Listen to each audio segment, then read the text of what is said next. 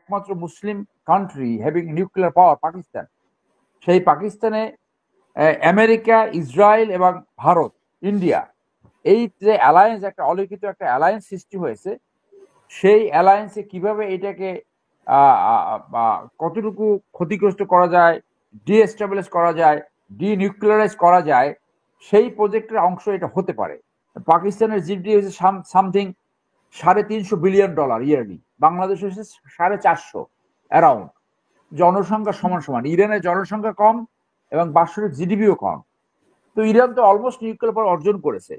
তো বাংলাদেশ যদি nuclear power অর্জন নাও করে, তাহলে পাকিস্তানের সাথে একটা নিউক্লিয়ার অ্যালায়েন্স করতে পারে, সেটা এক ধরনের স্টেবিলিটি আসবে। যেহেতু ইউনূস সরকারকে আনস্টেবল করার ষড়যন্ত্র ইন্ডিয়া পুরোদমে চালু করেছে, এই ষড়যন্ত্র সে চালিয়ে যাবে। সৌদি আরব অ্যাজ ইউজুয়াল একটা পাপেট হিসেবে থাকতে চায় ইউএস এর।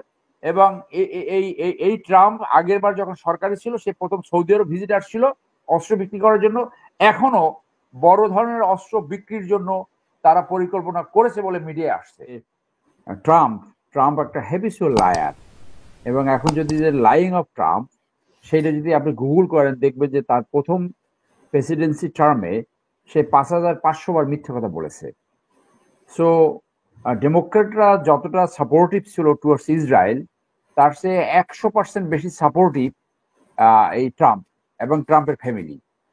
তো ট্রাম্প ক্ষমতা আরোহণের পরেই কিন্তু আবার গাজা যে এভিকশন, মানে কিলিং অ্যান্ড ইভিকশন, সেটা কিন্তু পুরোদমে শুরু হয়েছে।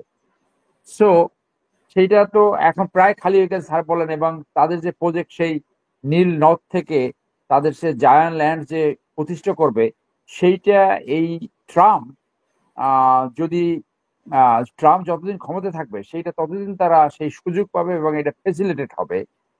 তো এখন আপনি আসেন যে এই ভারতে যে ঘটনা ঘটলো কাশ্মীরে, এইটা যে একটা প্রজেক্টের অংশ, এটা কিন্তু অনেক নমুনা রয়েছে। কিরকম সেটা? যে সেই সময় আমেরিকান ভাইস প্রেসিডেন্ট সফররত ছিল ভারতে, সেই সময় কেন এই পর্যটকের উপর হামলা হবে, যেখানে Kashmir is so much of militarize, এত বেশি ওখানে নিরাপত্তা বাহিনী রয়েছে, এবং যে পেহেলামে যে আক্রমণটা হয়েছে অত্যন্ত সিকিউরড এরিয়া।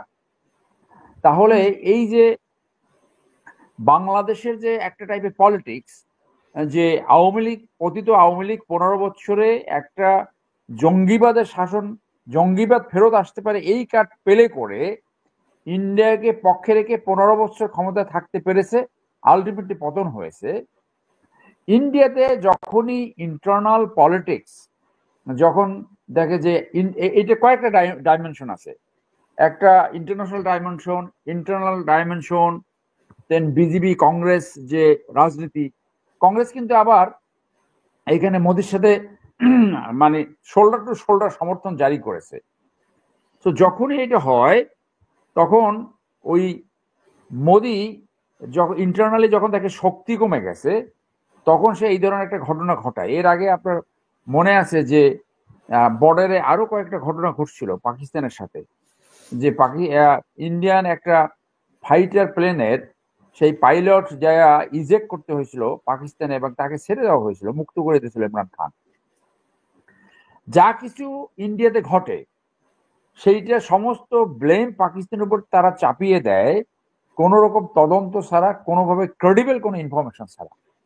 এবং এই anti Pakistanism Indian point of view থেকে, স্পেশালি বিজেপি, যে যা কিছু হয় সেইটাই পাকিস্তান, এইটা ওর ইন্টারনাল পলিটিক্সে অনেক অ্যাডভান্টেজ দেয়। সেই সাথে স্যার যেটা বলছে যে একমাত্র মুসলিম country having nuclear power Pakistan, সেই পাকিস্তানে আমেরিকা, ইসরায়েল এবং ভারত, ইন্ডিয়া, এই যে অ্যালায়েন্স, একটা অলিখিত একটা অ্যালায়েন্স সৃষ্টি হয়েছে, সেই অ্যালায়েন্সে কিভাবে এটাকে কতটুকু ক্ষতিগ্রস্ত করা যায়, ডিএস্টাবলিশ করা যায়, ডিনিউক্লিয়ারাইজ করা যায়, সেই প্রজেক্টের অংশ এটা হতে পারে। সেই জন্য আমি মনে করি যে এই এয়ারলাইন্স বন্ধ করে দিয়েছে, বিভিন্ন চুক্তি টুক্তি বাতিল করেছে, এইগুলা দুই রাষ্ট্রের জন্য সমান ক্ষতিকর হবে।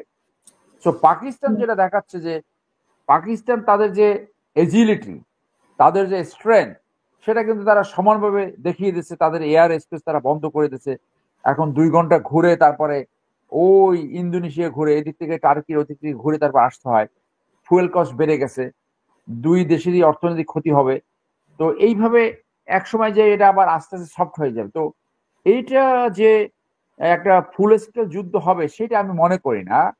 কারণ ফুল স্কেল হলে এইটা একটা আশঙ্কা থেকে যাবে যে আহ, এই দুইটা রাষ্ট্রে, অনেকে বলে যে নেক্সট নিউক্লিয়ার বোম, যেটা 1945 সালে আমেরিকা জাপানের উপরে হেরাল্ড করেছিল, সেখানে থ্রো করেছিল, তারপর তো আর যুদ্ধে নিউক্লিয়ার বোম কোথাও ব্যবহার হয়নি।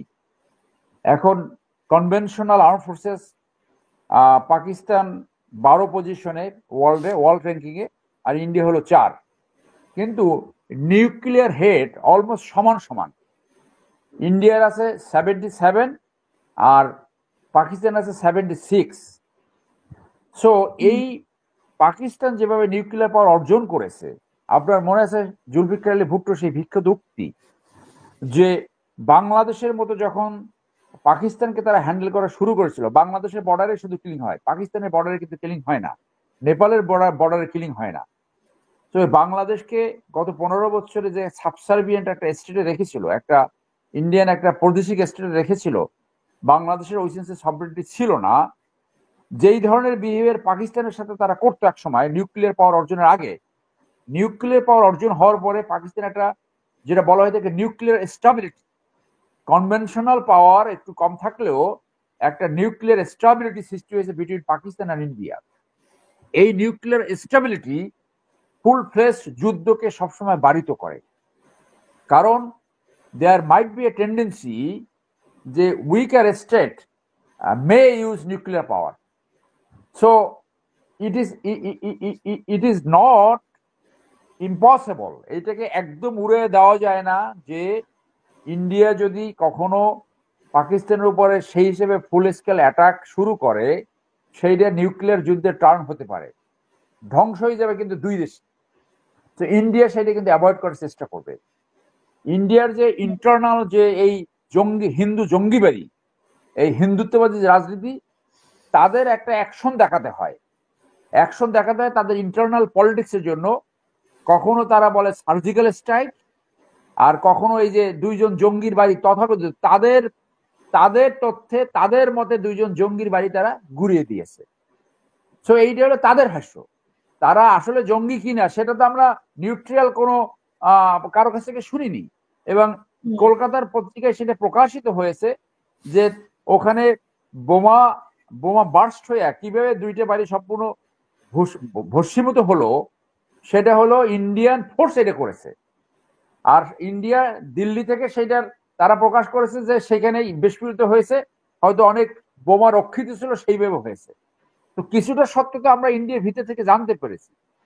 সো মোদির যে এই মুসলিম নিধন যে একটা নেক্সাস, ইউএসএ, ইসরায়েল এবং ইন্ডিয়া, সেই নেক্সাসের অংশ হিসেবে এবং ইন্টারনাল তাদের এই হিন্দুত্ববাদী রাজনীতিকে আরো এনহ্যান্স করার জন্য এই ধরনের ঘটনা তারা ঘটিয়ে থাকতে পারে, সেটা অনেক সিমটম আছে। কারণ যে জায়গায় এই ঘটনা ঘটানো হয়েছে সেটা অত্যন্ত সিকিউর প্লেস। তো সেই জন্য ইন্টারন্যাশনাল মিডিয়া নিশ্চয়ই এটা তদন্ত করবে, সত্য একসময় বের হয়ে আসবে। এবং এই যে নেক্সাস, এন্টি মুসলিম যে Nexus between USA, Israel and India, সেই নেক্সাসকে কাউন্টার করার জন্য আমি অন্য একটা আলোচনায় বলেছিলাম, প্রবাবলি আপনার আলোচনায়, যে বাংলাদেশে আজকে ইন্ডিয়া যেভাবে চেপে ধরেছিল গত 15 বছরে, বর্ডার কিলিং একেবারে শেষ হয় নাই। আমি এই মতের সাথে সম্পূর্ণ একমত যে Bangladesh should have nuclear power. এই নিউক্লিয়ার পাওয়ার মানে এই না যে বাংলাদেশই নিউক্লিয়ার পাওয়ার অর্জন করতে হবে, ওই জুলফিকার আলী ভুট্টোর মতো ওই বক্তব্য দিয়ে যে দরকার মধ্যে ঘাস খাবে তবুও পাকিস্তান নিউক্লিয়ার হবে। এই যে নিউক্লিয়ার স্টেবিলিটি, জিডিপি, জনসংখ্যা, এগুলো কিন্তু পাকিস্তান হচ্ছে বাংলাদেশ অগ্রগতি। তো নিউক্লিয়ার পাওয়ার অর্জনের আছে, সেই উদাহরণ দিয়ে আমরা আগে বলেছি, আবার একটু আমি আপনাকে রিফ্রেশ করি যে আপনি যদি জিডিপি ওয়াইজ দেখেন, পাকিস্তানের জিডিপি হচ্ছে সামথিং $350 বিলিয়ন ইয়ারলি, বাংলাদেশ হচ্ছে 450 অ্যারাউন্ড। জনসংখ্যা সমান সমান, ইরানের জনসংখ্যা কম এবং বাৎসরিক জিডিপিও কম। তো ইরান তো অলমোস্ট নিউক্লিয়ার পাওয়ার অর্জন করেছে। তো বাংলাদেশ যদি নিউক্লিয়ার পাওয়ার অর্জন নাও করে, তাহলে পাকিস্তানের সাথে একটা নিউক্লিয়ার অ্যালায়েন্স করতে পারে, সেটা এক ধরনের স্টেবিলিটি আসবে। যেহেতু ইউনূস সরকারকে আনস্টেবল করার ষড়যন্ত্র ইন্ডিয়া পুরোদমে চালু করেছে, এই ষড়যন্ত্র সে চালিয়ে যাবে এবং ইউনূস সরকারকে যে কোনো ভাবে তারা বেকায়দায় ফেলতে যাবে। আর একটা হলো এই যে এন্টি মুসলিম স্ট্যান্ড এবং এই আনহোলি অ্যালায়েন্স, ইউএসএ, ইসরায়েল এবং ইন্ডিয়া, হিন্দুত্ববাদী ইন্ডিয়া, সেইটাকে কাউন্টার করার জন্য রিজনালি যে মুসলিম কান্ট্রিগুলো আছে, Iran, Pakistan, Bangladesh, Malaysia, Indonesia এবং মিডল ইস্টের কান্ট্রিগুলোকে যদি এখানে সংযুক্ত করা যায়, সেইখানে একটা মুসলিম অ্যালায়েন্স হওয়া উচিত to to save and protect the Muslims from the nefarious conspiracy, যে ঘৃণিত কনস্পিরেসি যেটা শুরু হয়েছে, যেটা ক্লাশ অফ সিভিলাইজেশন এবং এন্ড অফ হিস্ট্রি বইয়ের মাধ্যমে যে থিওরিটা তারা নিয়েছে, সেই থিওরিটি কাউন্টার করার জন্য এবং মুসলিম শক্তিকে স্ট্রেনথেন করার জন্য আমি মনে করি যে মুসলিম নেতা যারা আছে তাদের এক ধরনের এগিয়ে এসে একটা ইনিশিয়েটিভ নেওয়া উচিত বলে মনে করি। সৌদি আরব অ্যাজ ইউজুয়াল একটা পাপেট হিসেবে থাকতে চায় ইউএসএর, এবং এই ট্রাম্প আগের বার যখন সরকারি ছিল সে প্রথম সৌদি আরব ভিজিট আসছিল অস্ত্র বিক্রি করার জন্য, এখনো বড় ধরনের অস্ত্র বিক্রির জন্য তারা পরিকল্পনা করেছে বলে মিডিয়ায় আসছে। তো সেই জন্য আমি মনে করি প্যারামাউন্ট যে মুসলিম নেতা যারা আছে সেই নেতাদের সামনে এগিয়ে আসা উচিত to protect the Muslim countries, এই মুসলিম এনিহিলেশন থেকে যে একটা সিচুয়েশন সৃষ্টি হয়েছে সেই সিচুয়েশন থেকে রক্ষা করার জন্য। ধন্যবাদ।